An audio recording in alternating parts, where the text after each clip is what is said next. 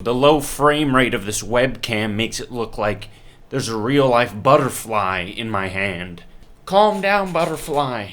Whoa, now it's revealed it's simply a ruler that I use to measure the size of my wiener.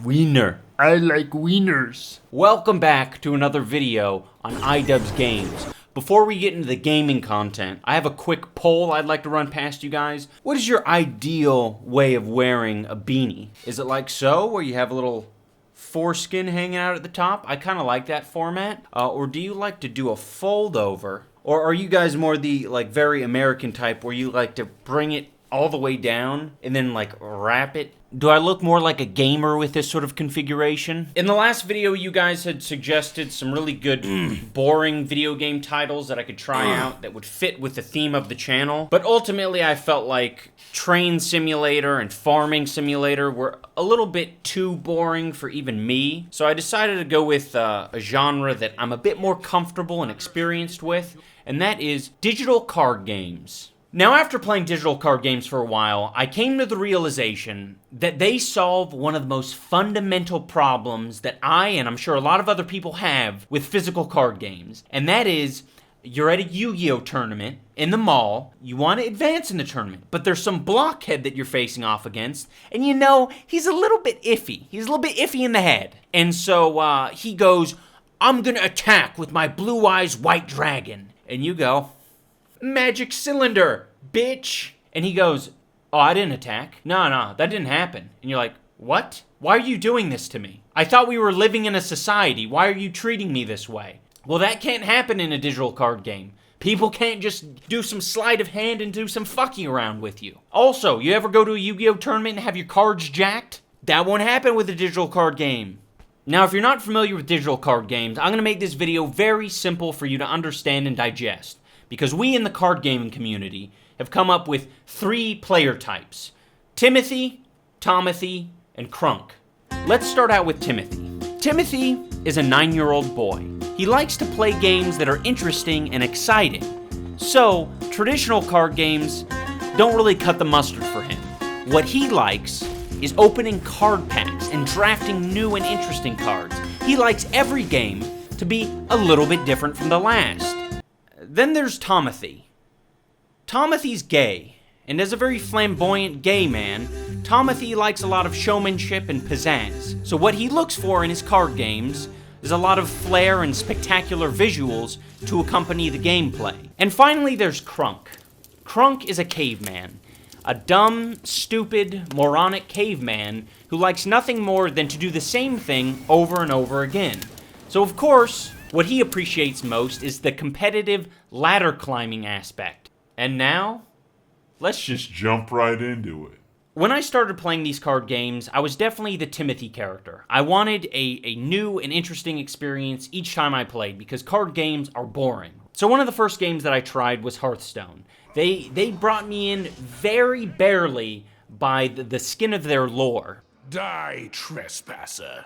So I started playing the campaign, and I really enjoyed that because it was actually a fleshed out, written experience. It wasn't like, play against another player and you'll entertain each other. It was like, no, we're going to craft something that will entertain you. When I was done with that, I moved on to this mode called Arena. For me, Arena is like opening a bunch of mini card packs because I like the thrill of opening card packs, but I don't like spending money on it, and I really don't care about adding cards to my collection.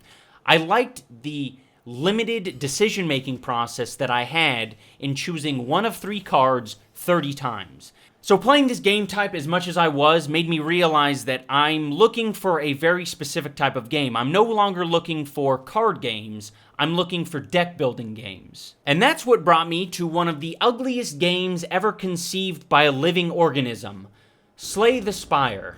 Now, I'm allowed to say that this game is hideous, because I'm Ascension 20, I put my time in. Anyway, the gameplay is top-notch. It has multiple classes, roguelike elements, it's a card game, so it has innate randomness. It stays interesting the whole way through, and your strategies are constantly changing and evolving. It is one of the most unique games you will ever play. I think this pretty much sums up my Timothy experience. In pursuit of new and different each time, I went from single-player campaigns to arena to deck-building roguelikes, and I've had fun all along the way.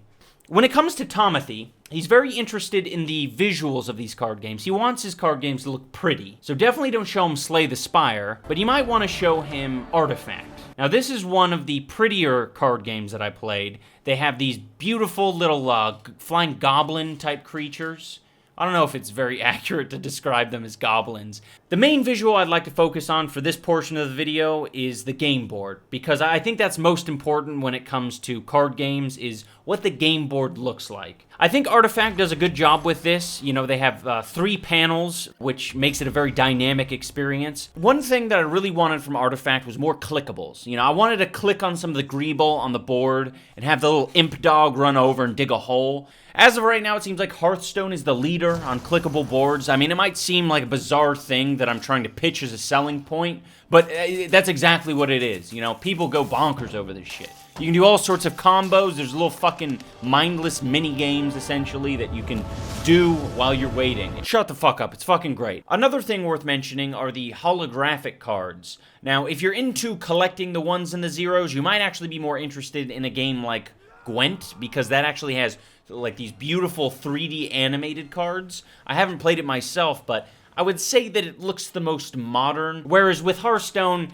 they'll make them gold and they'll put like a weird ripply filter over them. All in all, these card games are trying, but it is an uphill battle to make them look good.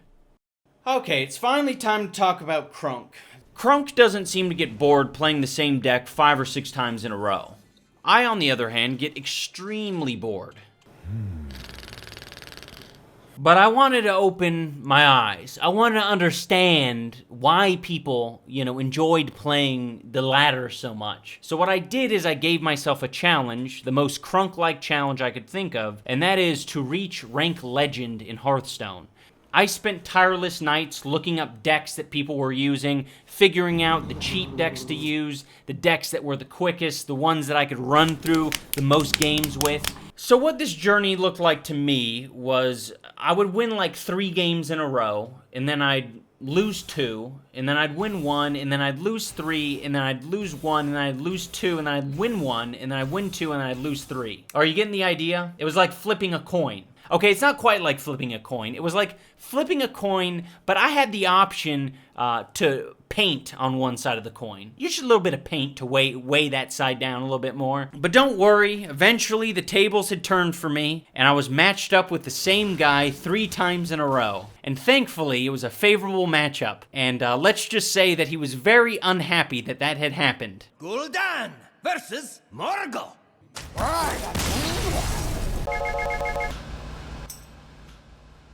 If you see the phrase, a recent opponent would like to be your friend, don't take that very literally, because that is like the card game equivalent of someone speeding up to you on the freeway and rolling down their window. They're either gonna flip you off, throw some shit at your car, or shout, "Faggot!" After achieving my goal, I came to the enlightened conclusion that Crunk players do not enjoy the boring, repetitive aspect. Instead, they have to put up with it because it's the only way that you can experience high-level play.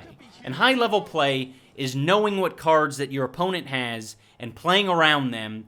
The boring, repetitive nature of it is sort of a necessary evil. That is going to do it for this video, you guys. I hope you enjoyed. You know, whatever you think of the video, leave your comments down below. Maybe get into some arguments down there. Fight with each other. Fucking strangle each other's thin little soy boy necks. But also treat each other with respect down there, because remember, you're all gamers. Exodia is in my asshole. Lava golem is in my asshole. Blue-eyed white dragon is in my asshole. Dark magician girl is in my asshole. Alright, that was Yu-Gi-Oh! Card Stuck in My Asshole by Ian Carter. It's a good one, it's a classic. Next up, we have one of my personal favorites, I'm a Real N-Word by Sheen Estevez. I'm a real